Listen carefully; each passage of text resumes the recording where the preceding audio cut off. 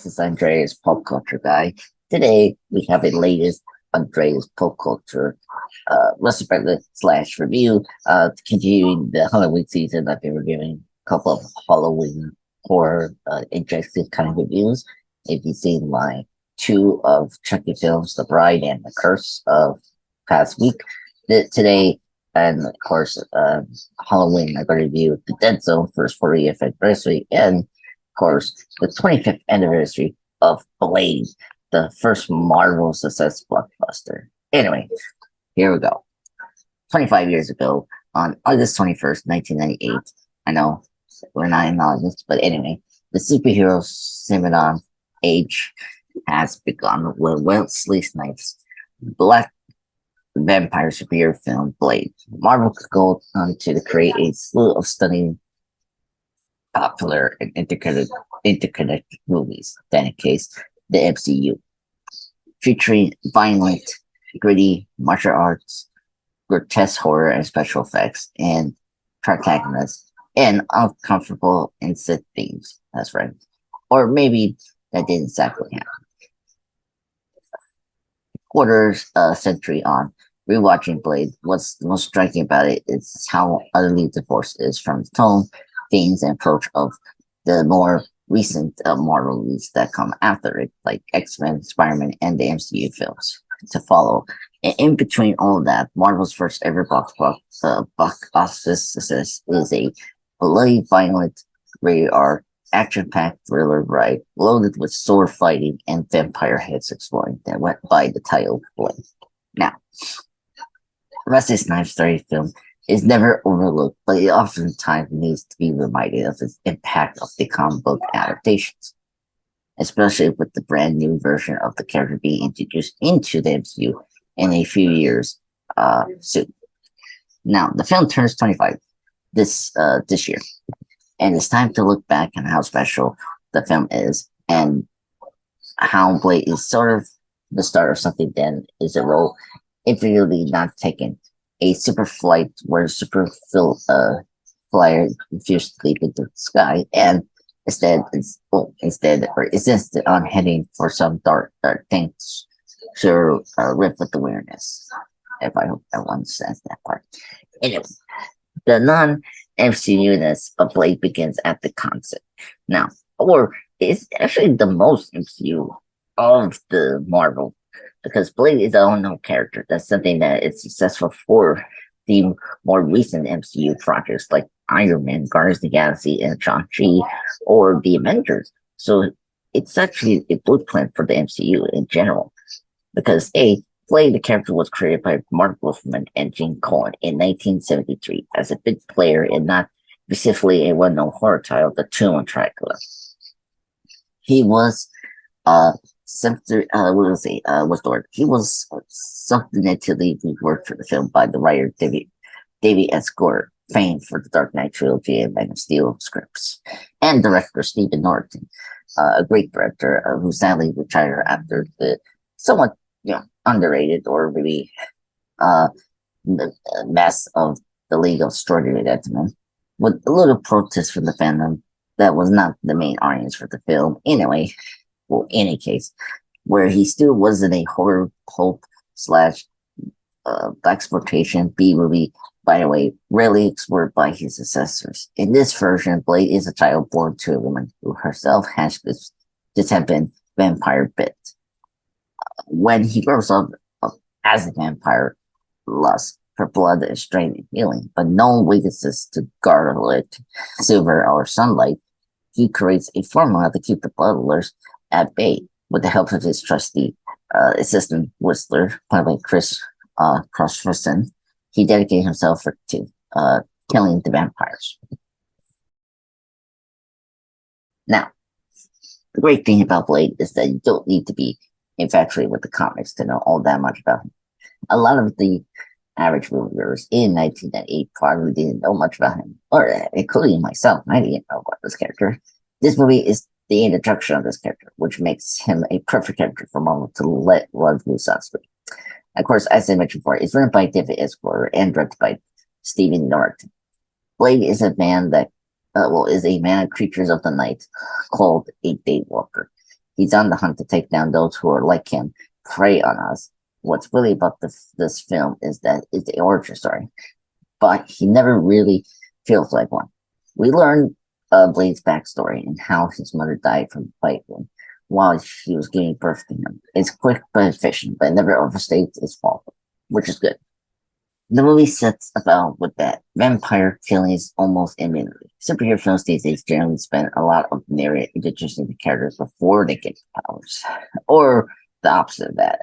They introduce the characters that already get the powers. Now, the moment which Blade is in that instance, the moment when our hero builds the armor or gets injected with super soldier serum, or first leaps across the rooftops, has a big buildup complete with soaring music to the single self actualization. Now, Wesley Snipes' Blade is a accomplished Blade's actor Wesley Snipes is a accomplished martial arts who enjoys doing his own stunts, and his leather clad sunglasses wearing impassive Blade is it's constantly cool as he blasts, slash, and high kicks his way through endless supply of helpless stuntmen, which whom uh, is a deliberately explodes in shower of skeleton fragments and sparks when they are just dispatched thanks to the charmingly CGI effects. The effects are obviously inspired by the Hong Kong cinema that was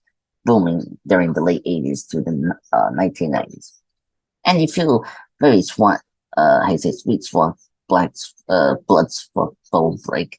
It's a far cry from the slick quasi-animation computer graphics era style of the MCU films. Blaze off the self plot is more familiar. A upstart maniacal vampire dude,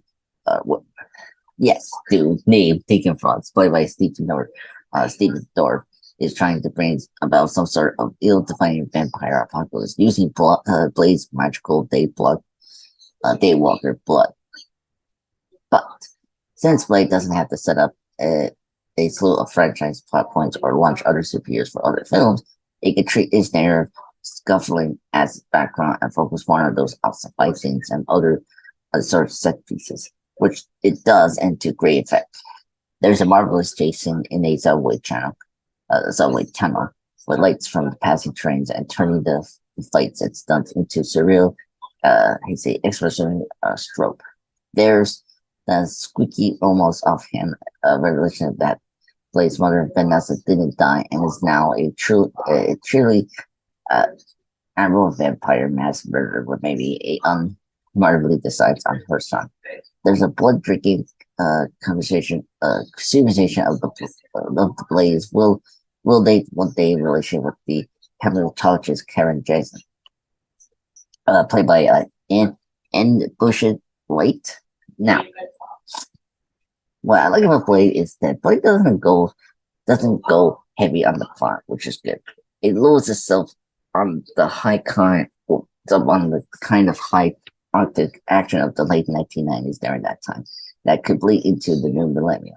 It has unforgettable brutal fight scenes loaded with stunts that Wesley Snipes did most of himself.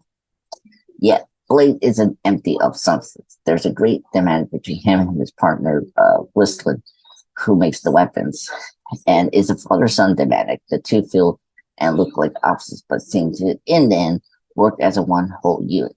There is a role in the film that is there for us. The audience is the role of the hematologist Karen Jenson, the doctor that Blade saves in the film.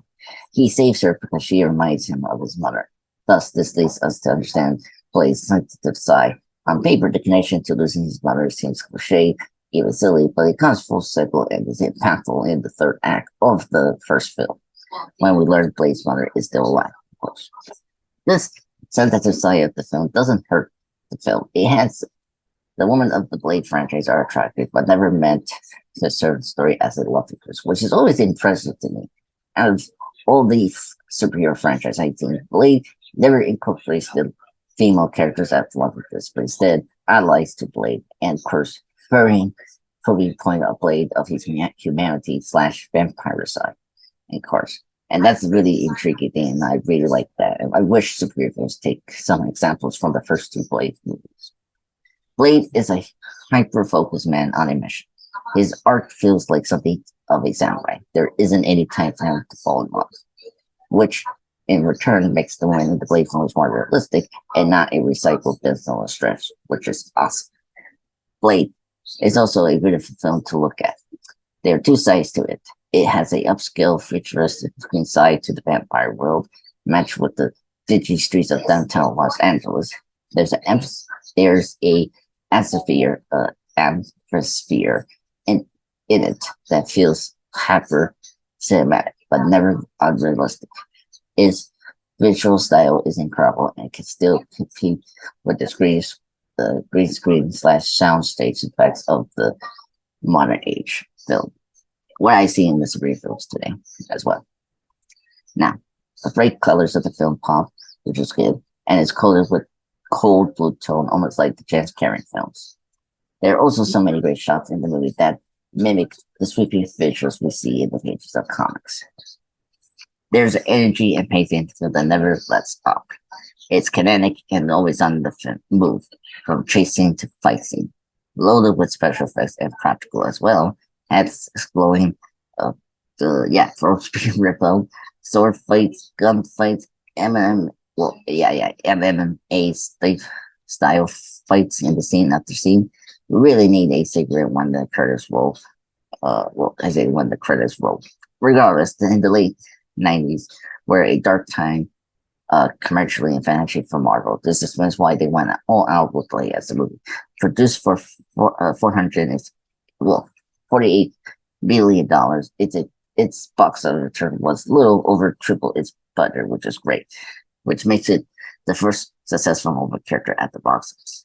Now, 2018's Black Panther will get credit for being Marvel's first black superhero film adaptation, and then vice versa, Deadpool will get the recognition of being the first regular Marvel superhero adaptation. But, respectively, from both of those films, Blade was there. It was actually the first of both to do that. Blade was both of those. It was here before the shared universe and post-credit scenes. And before it, Marvel characters were in B-movies on the big screen. It was the material handling. It was the material handled with care. So the next time you get into argument over Marvel films sticking to their fundamental and not taking any risks, refer to this 25-year-old gamble of the film called Blade. Everyone, happy 25th anniversary for Blade. Happy Halloween. If this is going to be posted around this time. But I hope you guys enjoyed this very in-depth discussion on Blade, the 1998 film starring Wesley Snipes and directed by Stephen Norrington, written by David Goyer. And have a good weekend, guys. Ciao.